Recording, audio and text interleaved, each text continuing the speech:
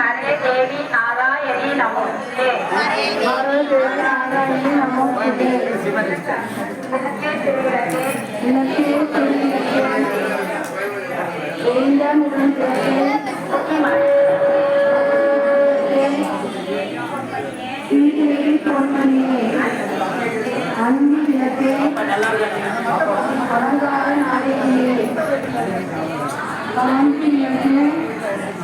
காமாட்சி தாயாரே வசமான் வைத்து வங்கி திரி போட்டு குளம் போல எண்ணிட்டு